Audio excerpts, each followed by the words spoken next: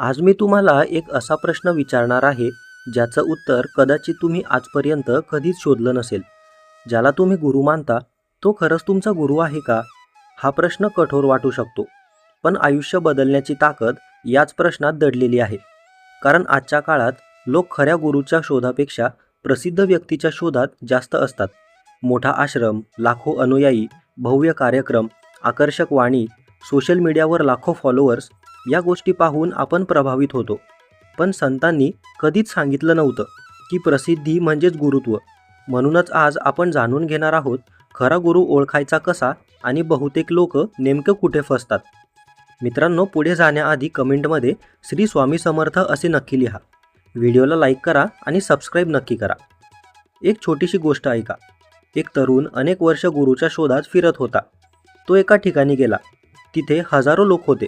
दुसऱ्या ठिकाणी गेला, तिथे मोठमोठे चमत्कार दाखवले जात होते.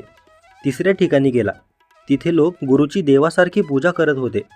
पण त्याच्या मनाला समाधान मिळत नव्हतं.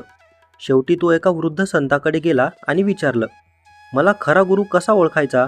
संत हसले आणि म्हणाले, जिथे तुझी भीती वाढते तिथून दूर जा. जिथे तुझा अहंकार वाढतो तिथूनही दूर जा. पण जिथे तुझ्या मनात शांतता, विवेक आणि प्रेम जागं होतं तिथे थांब. कारण खरा गुरु तुझं आयुष्य स्वतःभोवती फिरवत नाही, तर तुला सत्याकडे घेऊन जातो. आज अनेक लोक पहिल्याच टप्प्यावर फसतात. त्यांना वाटतं की जो चमत्कार दाखवतो तोच महान गुरु. पण विचार करा, चमत्काराने माणूस काही क्षण आश्चर्यचकित होईल, पण त्याचा स्वभाव बदलतो का? त्याचा राग कमी होतो का? त्याचा लोभ संपतो का? जर उत्तर नाही असेल तर त्या चमत्काराचा उपयोग काय आहे? संत तुकाराम महाराजांनी भक्तीचा मार्ग सांगितला. ज्ञानेश्वर माऊलींनी आत्मज्ञानाचा मार्ग दाखवला. कबीरांनी सत्याची वाट दाखवली. त्यांनी लोकांना स्वतःचे भक्त बनवलं नाही, तर सत्याचे साधक बनवलं. कबीरांचा एक प्रसिद्ध दोहा आहे, गुरु गोविंद दोऊ खडे, काके लागू पाय, बलिहारी गुरु आपल्या, गोविंद तियो दाय. या दोह्याचा अर्थ अनेक जण फक्त पाठ करतात, पण समजून घेत नाही. कबीर म्हणतात की गुरु मोठा आहे कारण तो देवाकडे जाण्याचा मार्ग दाखवतो. लक्षात घ्या, गुरु स्वतःला अंतिम ध्येय बनवत नाही, तो ध्येयाकडे नेणारा पूल असतो. जर एखादी व्यक्ती सतत स्वतःभोवतीच लोकांना फिरवत असेल तर हा विचार करण्याचा विषय आहे. आता प्रश्न असा आहे, खऱ्या गुरुची लक्षणं कोणती?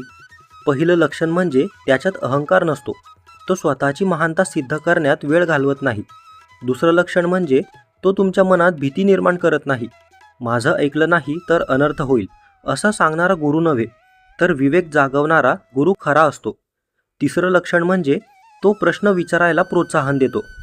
भगवद्गीतेत अर्जुनाने श्रीकृष्णांना अनेक प्रश्न विचारले. श्रीकृष्णांनी नेहमी त्याला प्रत्येक प्रश्नाचं शांतपणे उत्तर दिलं. म्हणजेच खरा गुरु प्रश्नांना कधीच घाबरत नाही. चौथं लक्षण म्हणजे त्याच्या सहवासाने तुमच्यात बदल घडतो. तुमचा राग कमी होतो, संयम वाढतो, मन अधिक शांत होतं, इतरांविषयी करुणा निर्माण होते. कारण खऱ्या गुरुची ओळख त्याच्या शब्दांमध्ये नसते, तर त्याच्या सहवासाने घडणाऱ्या परिवर्तनात असते. पाचवं आणि सर्वात महत्त्वाचं लक्षण म्हणजे तो तुम्हाला स्वतःवर अवलंबून ठेवत नाही. उलट तो तुम्हाला इतकं सक्षम बनवतो की तुम्ही स्वतःच्या अंतर्मनातील प्रकाश शोधू लागता. बहुतेक लोकांना वाटतं की खरा गुरु शोधणं हेच सर्वात कठीण काम आहे. पण संत म्हणतात, खरा गुरु शोधण्यापेक्षा स्वतःला योग्य शिष्य बनवणं अधिक कठीण आहे. कारण जर मन अहंकाराने भरलेलं असेल, सत्य स्वीकारण्याची तयारी नसेल, तर समोर भगवान दत्तात्रेय उभे राहिले तरी आपण त्यांना ओळखू शकणार नाही. शिष्य तयार झाला की गुरु आपोआप भेटतो, ही फक्त म्हण नाही, हा अध्यात्माचा नियम आहे. म्हणून आज स्वतःला 5 प्रश्न विचारा. माझा गुरु मला अधिक शांत बनवतो का? माझ्यात प्रेम वाढतंय की द्वेष वाढतोय? माझ्या मनात विवेक जागतोय की अंधश्रद्धा?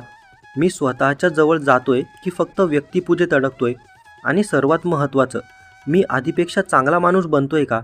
जर या प्रश्नांची उत्तरं सकारात्मक असतील तर तुम्ही योग्य मार्गावर आहात. मित्रांनो, व्हिडिओच्या खाली कमेंटमध्ये श्री स्वामी समर्थ लिहा. व्हिडिओला लाईक करा आणि चॅनलला सबस्क्राईब नक्की करा. शेवटी एक गोष्ट लक्षात ठेवा, खरा गुरु तुमच्याकडून अंधविश्वास मागत नाही, तर जागृत विश्वास निर्माण करतो.